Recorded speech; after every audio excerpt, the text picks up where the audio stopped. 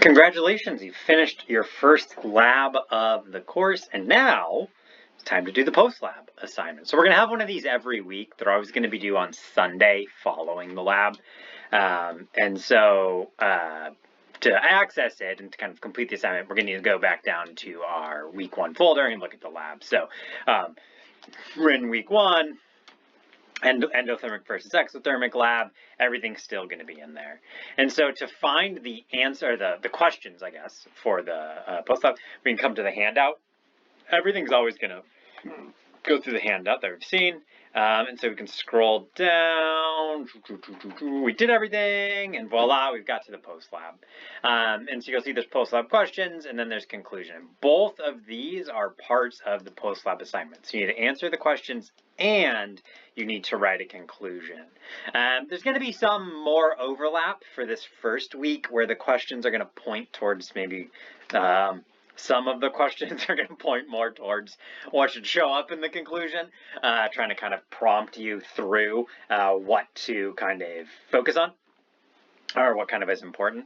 And you're going to write a conclusion. So both of these are going to be the parts of the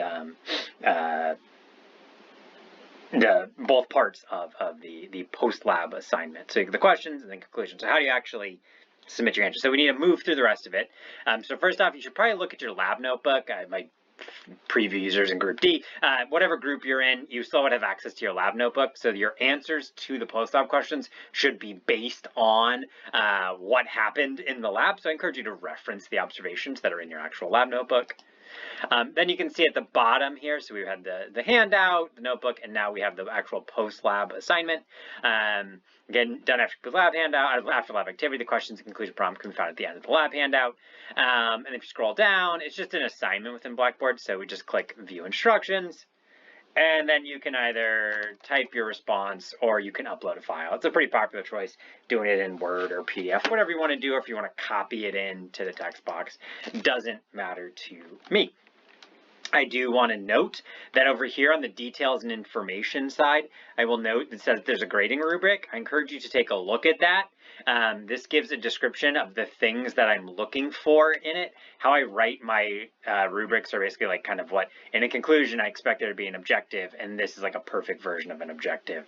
In the conclusion, there should be experimental results, conclusion, error analysis, professional product, and kind of like what those things would look like. So I encourage you to look through the rubric to kind of look at what I'm looking for, and then for the post-lab questions, kind of what an answer would approximately look like. And again, this is going to be due on Sunday. If you do have any questions, if you've submitted something and realize you forgot to do a part of it, I can reset it for you. Just let me know. And so again, this can be due on Sunday, and I encourage you to take a look at the rubric, which you can access right here. Again, you have to click instructions and then actually submit your submission, whatever you want to do, or upload a file or anything. So that's the post lab. Again, it's due Sunday for the exothermic versus endothermic lab. If you have any questions, let me know. Otherwise, good luck and have fun.